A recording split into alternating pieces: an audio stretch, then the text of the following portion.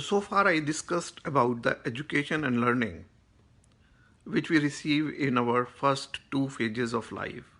Education in the first phase of school, college learning, and second phase is learning from the experience or at workplace.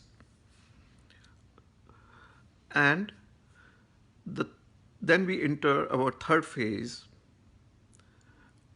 and which is termed in India as a Vanaprastha, where whatever educational qualifications we have and our experience, we implement it, right?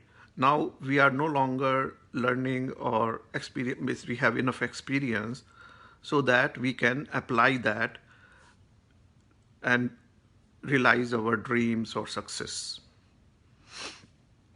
So in this third phase of life, there are certain people who are lucky enough to go to higher positions, managerial or director, become a director in organizations, and then they start managing and showing their leadership skills to drive organizations to success.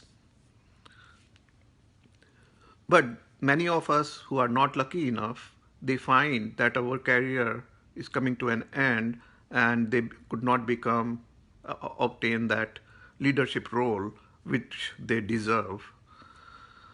So to become a leader or a person who can really give, who has a recipe for success in life, it comes from the mentorship or coaching.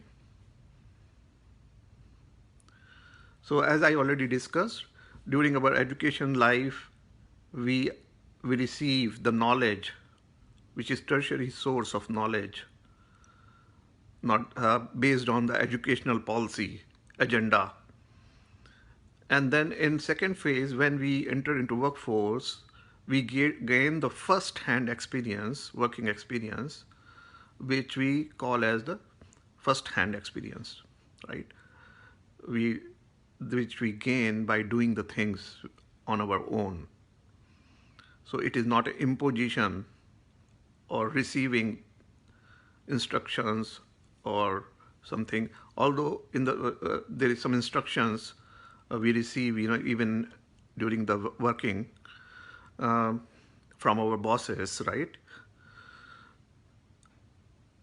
So this third phase, where we have arises when we realize that there is a gap in our education and our experience or practice. Then we realize the constraints in our interpersonal dealings to reach an agreement with others when we are working together in a team. And we come across the actual problems, real life problems. Because you call it engineering or management or whatever, it is dealing with some challenges, real life challenges or problems. How effectively we can deal with problem solving skills, how we can negotiate better with others, customer relationships is kind of negotiation, how we can resolve the conflict within the team. So this is all skills, require some skill. Real life challenges force us to provide some solution of certain problems, negotiate with others, and work together effectively by resolving our conflict. So these three, problem solving, negotiation skills, and conflict resolution, it comes from the wider perspective.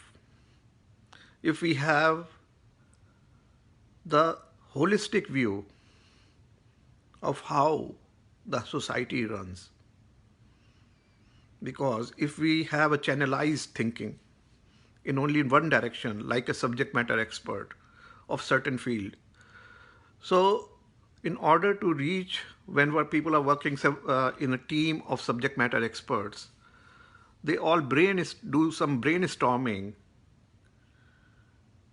to find out the solution, best solution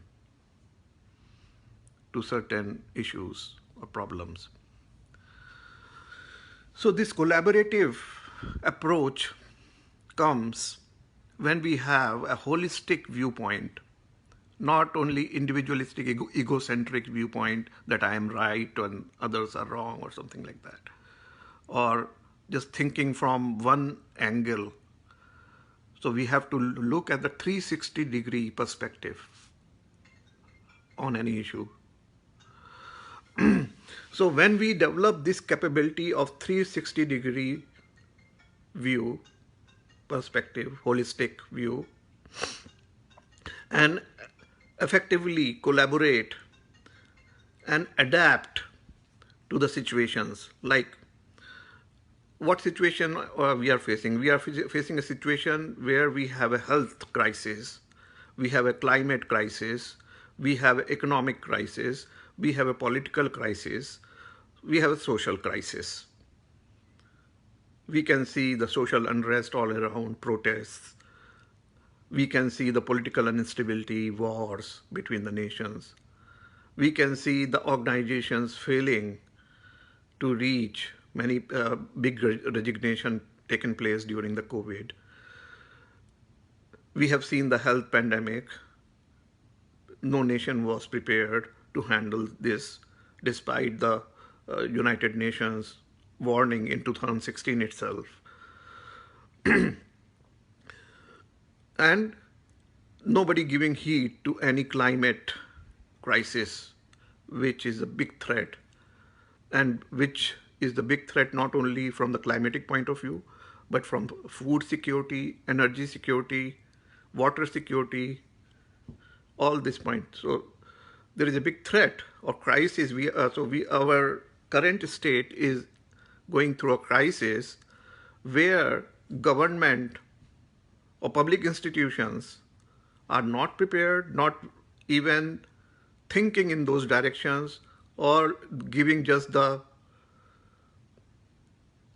rhetoric to take some action, climate action plan, or all those things. But as such, the COVID crisis has exposed that in the globalized world, which are so much interdependent on each other, intricacies, there are a lot of geopolitical issues and all which prevent. So even at the national level, there is no agreement on the Paris Accord or the climate accord in COP26 in Glasgow. It failed to reach any agreement between the nations itself, between the great leaders, so-called, of the big nations. So if we have the holistic view, what is happening all around us, from the climate change to economic crisis to political and all, how we adapt and adjust and be prepared for the eventual crisis which is we are already facing or we are going to face in the future. How prepared we are at the individual level, in the community level, because there is no centralized system or government which we can rely totally. So there is a need to be self-reliant. So self-reliance can be obtained best not at the individual level. If you are living alone, you are in crisis. You cannot face these challenges. These challenges can be met only jointly. And we have to create a safety net or security net, our own safety security net of group of people or community which can be prepared to face these challenges or crises which are coming from various directions or various dimensions. So for this, there is certain mentorship coaching required from the people in their mid-age like me. So I have been studying during this COVID, or many of us who resigned from their routine jobs, even high-paying jobs, most of us, and who re-skilled ourselves by studying various different subjects on democracy, on communism, on kleptocracy. So we identified certain threats to the society, particularly kleptocracy, oligarchy is very, Biden and world leaders are using these terminologies, not me. So earlier they were using as a terrorism is a big threat to the future threat. Now they are using kleptocracy, oligarchy, which is the biggest threat of 21st century, where there are certain high-profile people who are snatching away our rights, our resources, draining the money out of nations. They are just simply run away, taking huge loans from the banks. So many, and they find a shelter, safe haven in other countries who provide them the safe haven and safety net, so they cannot be nabbed. So in 21st century, again, we are facing a big threat, not only from all these crises which are getting unfolded before our eyes, but also from the certain high-profile, powerful people who have centralized or the whole resources, money in their hand and power. So, to best achieve safety and security and self-reliance, to face all these challenges which we are facing currently or which are coming in the near future, we have to find a leadership or mentor or guide, real leader like a Mahatma Gandhi, who is not coming from the populist agenda or mainstream, who is not a creation of social media or mainstream media, but who is really concerned with not becoming a millionaire or billionaire or creating a community, business community, or high prospects of growth for certain individuals at the cost of others, but the leadership who care about the humanity and environment as such, who is really passionate about climate, environment, indigenous people, culture, and building a healthy relationships. So these kind of leaders are born in this crisis.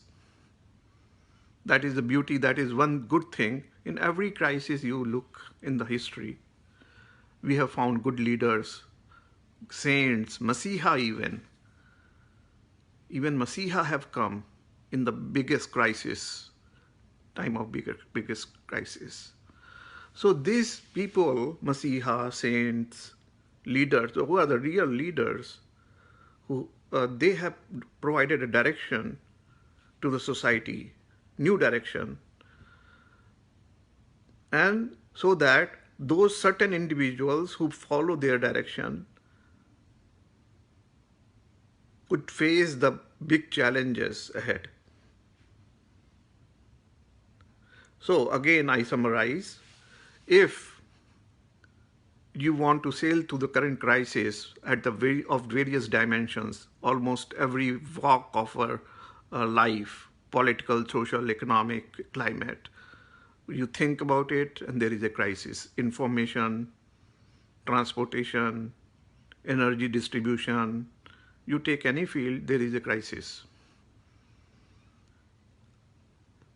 And this crisis has arisen because of the poor leadership, global leadership, national leaderships, organizational leaderships. There is something wrong there. We need a true leader who is emerging out of this crisis. There are certain true leaders who will be emerging. I'm not calling myself right now as a leader, but I am well aware about this phenomenon by looking at the history and looking at the various dimensions which are going to affect us terribly in future, from food security, water security, kleptocracy, corruption, money laundering, drug trafficking, all these issues which has propped up post-globalization by a very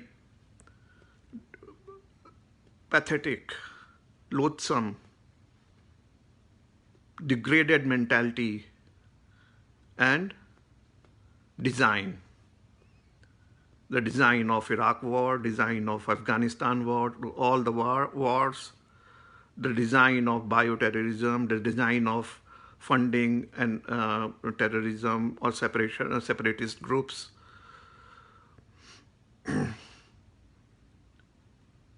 So all this design of toppling the regime of other countries, the design of extracting monies, the design of human rights suppression, operation suppression. So we are right now having a mental pandemic also because of all these things. People who are unable to cope up with all these challenges. So again, please look for those leaders who are going to emerge from this crisis, and this leadership, if you find a good mentor in them, guide in them, who can give you direction of self-reliance, direction of having your own safety and security net, then you will definitely going to face this crisis courageously, confidently. So this is called as a coaching or mentorship, which we received in our third phase of life, so that we have our old age peaceful, we die peaceful. That is we call it the freedom, ultimate freedom, or moksha. So that moksha or freedom we can receive in our lives if we follow the direction shown by the great leaders who emerge from time to time in the great crisis. Thank you so much.